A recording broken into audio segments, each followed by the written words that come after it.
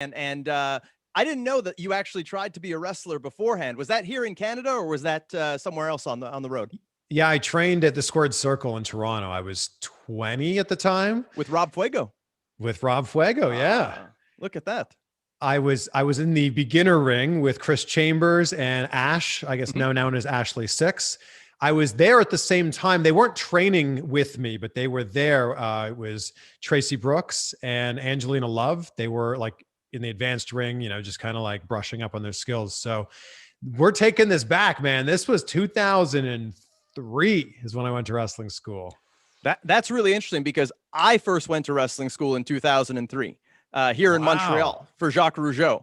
And along my way, I kind of branched out and I tried out a few other schools, one of which was Squared Circle with Rob Fuego as head trainer. And yeah, I remember Ash was there. Angelina Love was there as well. Also, Chantal Taylor, even Sin Bodhi was there at the time too. He was already established, but helping out. And yeah, tons of other people that made waves in the business. Great Canadian talent at that time. I was there for a week, just tried it out, wanted to see some different things. Then went down to Border City to Scott D'Amour's school and, saw how he did business down there. Really increased my appetite for wrestling, made me want to wrestle more in Ontario because up to that point I had only done Quebec. So what's interesting about that too is I know there's a bit of an age difference between us, despite your boyish good looks. I think you got a couple of years on me from what Wikipedia tells me, but that was a very close timeline to when I went there. So it's almost possible we could have crossed paths. Oh, that's really interesting. Yes, Wikipedia is not lying. That is my actual age. I just have excellent lighting here. That's really it. But yeah, it's funny that in the Canadian wrestling world, you're going to go to one of 5, maybe 10 wrestling schools. And actually, before I decided on Squared Circle, I went to WrestlePlex, Ontario, where Eric Young was the head trainer.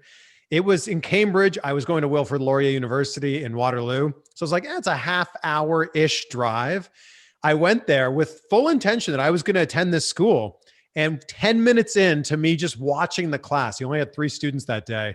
One of the students broke their arm. Ooh.